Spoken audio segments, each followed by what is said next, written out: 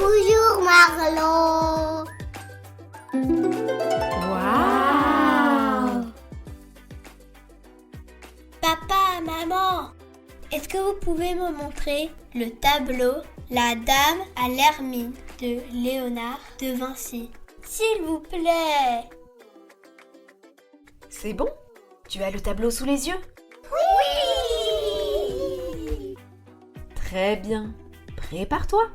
Nous allons t'emmener dans un tableau délicat, élégant et surtout plein de surprises. Tu es prêt? Inspire profondément. Prends ma main. Comme ça, oui. Serre-la bien fort. Aïe! Pas trop fort. Oui, comme ça. Et c'est parti! Oh! Mais, oups! Où suis-je? Tout est calme ici. Et il fait un peu sombre. Oh! Il y a une dame. Elle me regarde. Et elle sourit un tout petit peu, mais... Bonjour, petit visiteur. Ne t'effraie pas. Ici, tout est douceur. Bienvenue chez moi. Je me présente. Je suis la Dame à l'Hermine. Mon portrait a été peint vers 1489 par un génie italien, Léonard de Vinci. Mamma mia. Regarde autour de toi. Tout est délicat, lumineux. Bonjour, madame. C'est mystérieux ici. Et vous êtes très, très élégante. Ah, merci. Je suis italienne, je m'appelle Cecilia Gallerani. Mais... Oh! Il y a une petite boule blanche dans vos bras. Aïe! Oups, pardon, c'est mon Hermine. Elle s'appelle Sfumina. Mais pourquoi m'a-t-elle mordu? Parce que tu as sauté devant moi comme un fantôme en chaussettes. J'ai eu peur. Petite Hermine, ne crains rien, ce n'est qu'un enfant. Il voulait te saluer. Pardon, j'étais toute nerveuse. Tiens, je te fais une petite léchouille pour m'excuser. Ça chatouille. Mais d'ailleurs, tu parles? Bien sûr, mon amie Sfumina et moi parlons à ceux qui savent regarder avec attention. Et toi, tu observes beaucoup. Vois-tu, certains tableaux livrent leurs secrets à ceux qui entrent avec douceur. Dites-moi, madame, pourquoi votre Hermine est-elle si blanche? Elle ressemble à un petit nuage. Elle est mon amie, et chez Léonard de Vinci, elle signifie la pureté, la délicatesse, et parfois même le courage. Et aussi la beauté extraordinaire des petites bêtes, je précise. Ah, oui, Léonard voyait le beau dans la nature, dans les animaux et dans les gens. Pour lui, le beau n'est pas juste ce qui est joli. Le beau est harmonieux, plein de lumière et de vie intérieure. Sais-tu ce que veut dire harmonieux? Non. Harmonieux, cela veut dire que les choses vont bien ensemble, comme lorsque les couleurs se mélangent joliment, ou quand plusieurs sons font une jolie mélodie. C'est quelque chose qui fait du bien aux yeux ou au cœur. Regarde bien mon portrait. Vois-tu comme mon visage est éclairé doucement? La lumière glisse sur ma peau comme un rayon de soleil très timide. C'est Léonard qui savait faire ça. On appelle cette technique le sfumato. À vos souhaits. Non, le sfumato.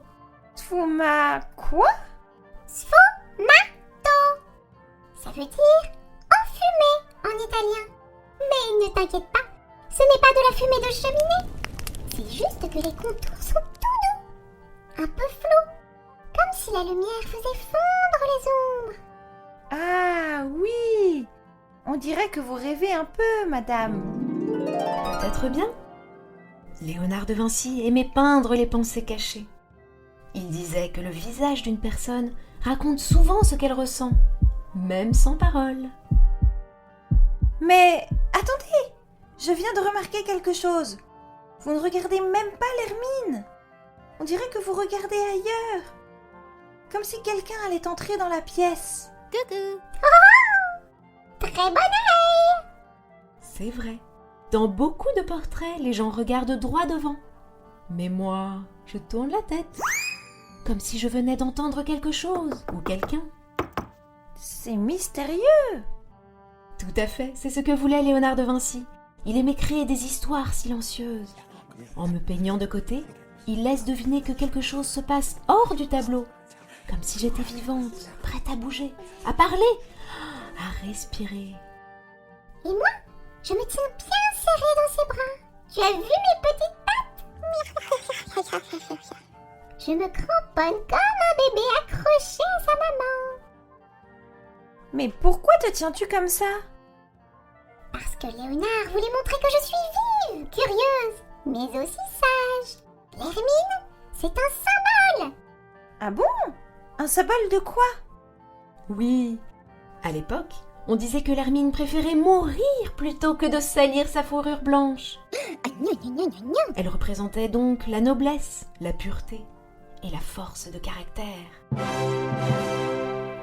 Waouh! Une petite boule de courage toute blanche. Exactement.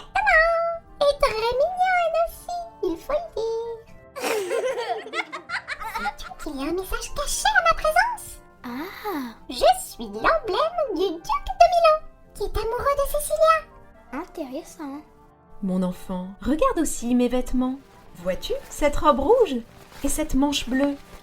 Ce ne sont pas des couleurs choisies au hasard. On dirait un costume de princesse. Presque.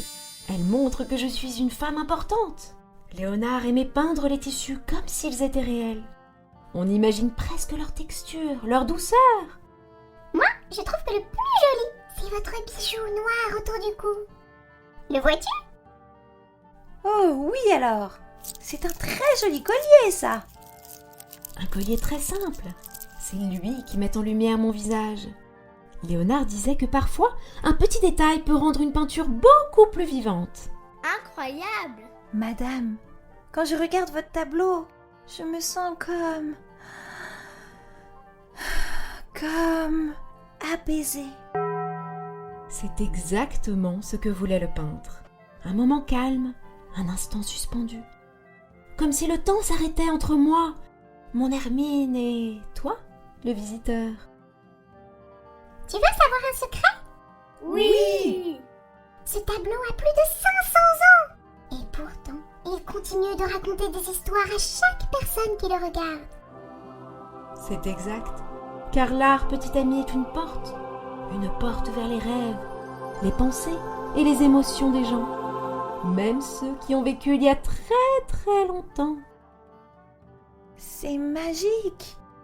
Comment arrive-t-il à faire ça, votre peintre? Léonard de Vinci? Tu ne le connais pas? Mais c'est un génie! Souhaites-tu le rencontrer? Oui. Ferme les yeux. Inspire 3 fois. Attention. Ouvre-les. Oh! Bonjour, monsieur. Bonjour, cher enfant. Veux-tu que je te raconte mon histoire? Oh oui! Très bien. Installe-toi juste là, à côté de moi. Oui, près de Sfoumina, mais attention, elle aime mordiller les doigts trop curieux. Ah ça oui, merci. J'en ai fait l'expérience. Par où commencer? Ah oui, je m'appelle Léonard de Vinci. Je suis né il y a très très longtemps, en 1452, dans un petit village d'Italie qui s'appelle Vinci. C'est pour ça qu'on m'appelle De Vinci. Ce n'est pas mon nom de famille, c'est juste l'endroit d'où je viens. Oh, c'est amusant ça. C'est comme si je m'appelais Léon de Lyon alors. Quand j'étais petit, j'étais comme toi. Je posais 1000 questions. Je voulais tout comprendre. Et je passais des heures à observer les insectes, les arbres Les nuages. Les nuages? Oui, vraiment, les nuages. Je trouvais que tout dans la nature était beau et mystérieux. Très vite, j'ai adoré dessiner. Je dessinais tout ce que je voyais. Des fleurs, des oiseaux et même des machines qui n'existaient pas encore. Un jour, on m'a envoyé apprendre chez un grand artiste de Florence. Là, j'ai découvert que je pouvais peindre, sculpter, inventer et je n'ai jamais arrêté. Qu'inventiez-vous comme machine? Oh, un peu de tout. Des machines volantes, des sortes d'hélicoptères, des ponts et même des robots. Des robots? Des machines volantes? Il y a 500 ans? Oui, bon, personne ne les a construits à mon époque, mais j'aimais imaginer l'avenir. Waouh! Plus tard, je suis allé à la cour du duc de Milan, un monsieur très puissant. C'est là que j'ai peint La Dame à l'Hermine, ce tableau où nous nous trouvons maintenant. Je ne faisais pas que peindre, tu sais. Je fabriquais aussi des instruments de musique. J'étudiais le corps humain. Je faisais des expériences bizarres avec la lumière. J'aimais tout comprendre. On me dit souvent que j'étais un génie. Mais moi, je crois simplement que j'étais curieux. Ah oui? Et surtout, j'allais toujours au bout de mes idées et mes explorations, même les plus étranges. Ouh là là là là là. Sais-tu comment j'écrivais, moi? À l'envers. Mais non! Oui, comme si mes mots se regardaient dans un miroir. C'est vrai? Si tu veux lire mes carnets, c'est impossible de le faire sans un miroir. Non. Et là, abracadabra, tout devient clair. Mais c'est fascinant. Incroyable! Et le tableau de la Joconde, c'est de vous aussi, n'est-ce pas? Oui, c'est de moi. Elle garde bien ses secrets, celle-là. Aujourd'hui, les gens se souviennent de moi parce que j'ai essayé de voir le monde autrement, avec des yeux émerveillés. Et tu sais quoi? Toi aussi, tu peux voir le monde comme un explorateur. Il suffit d'être curieux, d'observer, de poser des questions et de garder ton imagination bien ouverte. Waouh!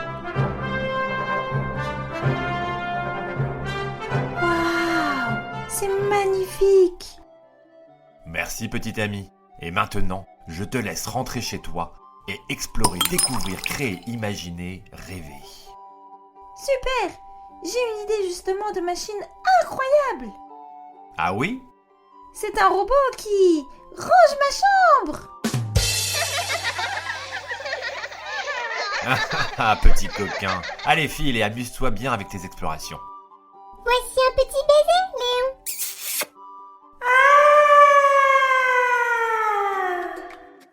Léon! Viens ranger ta chambre! Bon, c'est parti! Où sont mes crayons? Mes feuilles? J'ai un robot à inventer, moi!